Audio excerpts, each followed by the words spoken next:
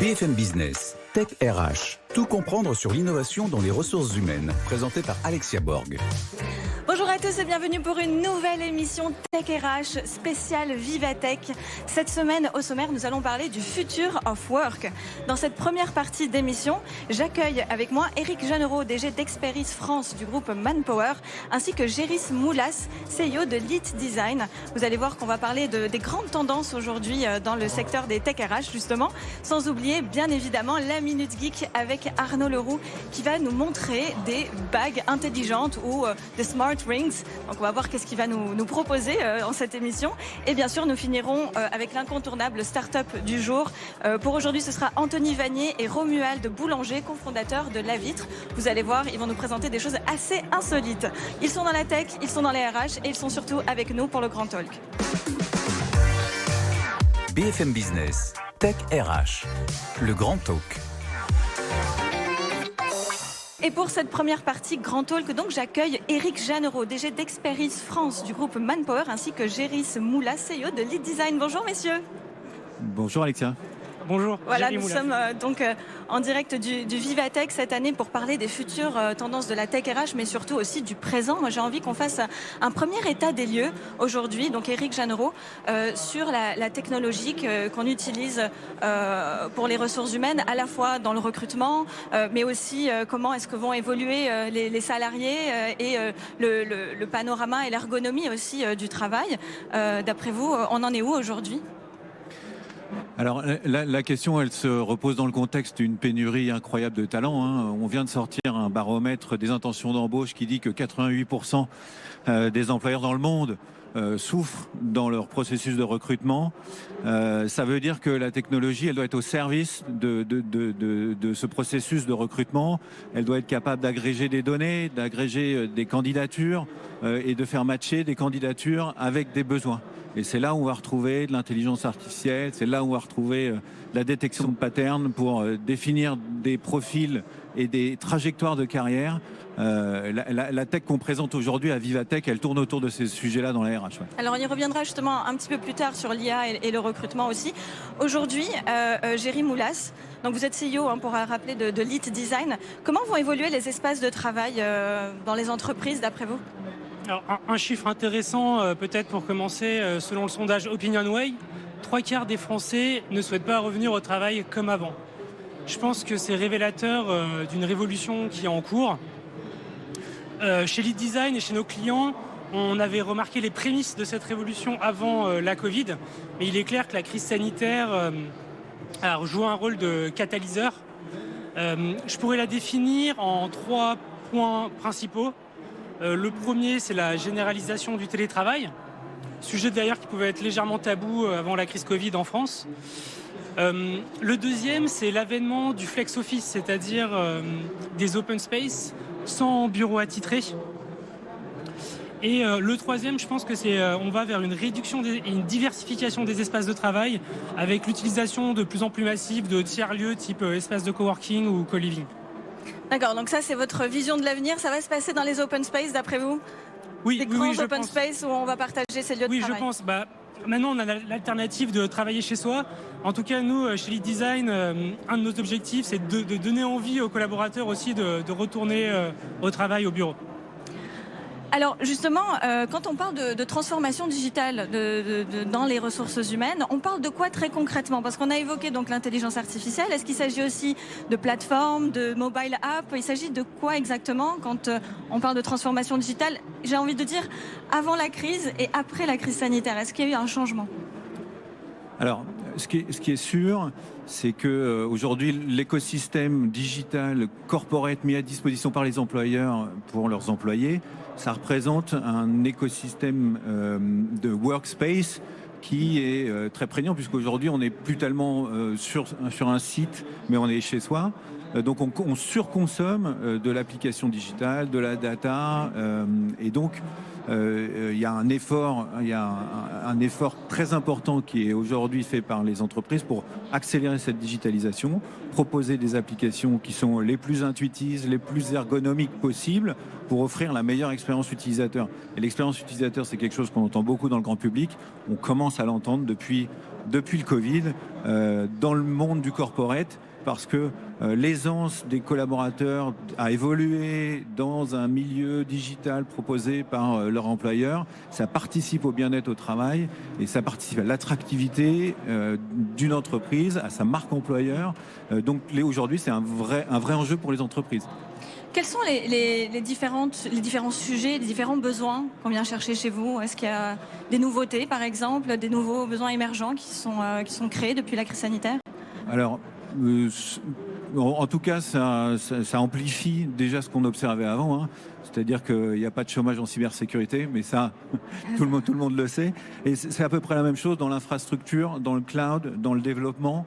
Voilà. Donc, tout ça sont des métiers qui préexistaient, mais il y a un appétit des entreprises qui est vraiment pas démenti et qui est vraiment en augmentation pour ce type de compétences. Ouais.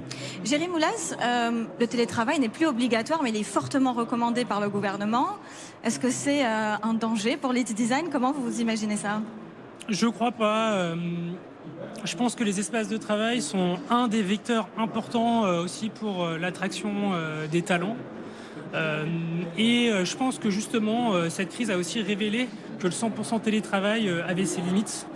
On voit par exemple aujourd'hui Google qui réouvre certains sites sur base de volontariat et plus de 60% des effectifs décident de revenir au travail.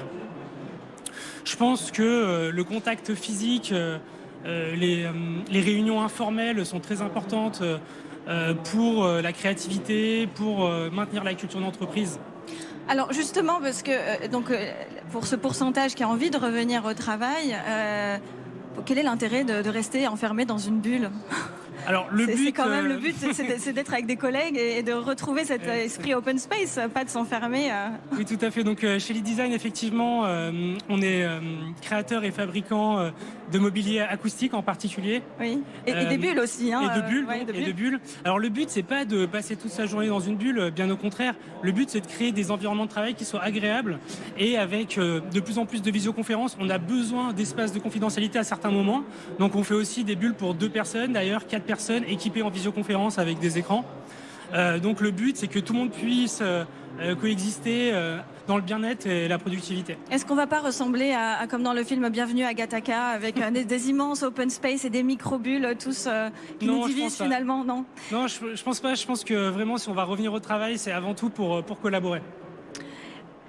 Éric Jeanneret, comment vous voyez, vous, l'espace de travail du futur? Est-ce qu'il est plutôt collaboratif avec beaucoup d'outils? Est-ce qu'il va se transformer ou est-ce qu'il y aura encore plus de digital qu'avant? Parce que ça a quand même ses limites. On parle aussi de droit à la déconnexion. Est-ce qu'on va voir des modifications dans l'avenir? Oui, et puis je pense qu'on parle beaucoup aussi de la valeur sociale du travail, d'un lieu de socialisation. Mais ce futur of work qui va être digital, à n'en pas douter, ça veut dire que les infrastructures vont devoir suivre. On a quand même quelques clients qui, quand la crise s'est déclenchée, ont vécu des semaines, parfois des mois très compliqués parce qu'ils avaient des problèmes d'accessibilité. Donc il va falloir des infrastructures super robustes. Il va falloir des applications, bien sûr, bien pensées ou repensées, parce que on constate dans les diverses populations qu'on sert, qu'on a des générations digital born qui sont hyper à l'aise avec l'outil, avec l'engin, et qui ont même un appétit très fort et des exigences d'intuitivité et de prise en main et d'autonomie. Et dans le même temps, on a encore, et puis ça va durer, des populations qui, pour le coup, ont besoin d'assistance, ont besoin de formation, d'accompagnement, de pédagogie, etc. Donc, on a une diversité de réactions par rapport à cette crise-là, et les entreprises qui ont des pyramides démographiques différentes réagissent différemment. Alors, chez Experis, vous allez recruter plus de 1000 personnes cette année, c'est ça? En 2020, 2021, 2022, pardon, oui, 2022. Absolument, oui. D'accord. Et c'est quoi les métiers de l'avenir? Alors, c'est quoi les grandes tendances? Est-ce qu'il y a des besoins en particulier? C'est quoi les news? J'ai déjà évoqué cybersécurité, mais je pense que data science, ça c'est vraiment des sujets qui sont très chauds. On a des grands groupes internationaux qui viennent chercher nos data scientists en France parce qu'on a une formation d'excellence là-dessus.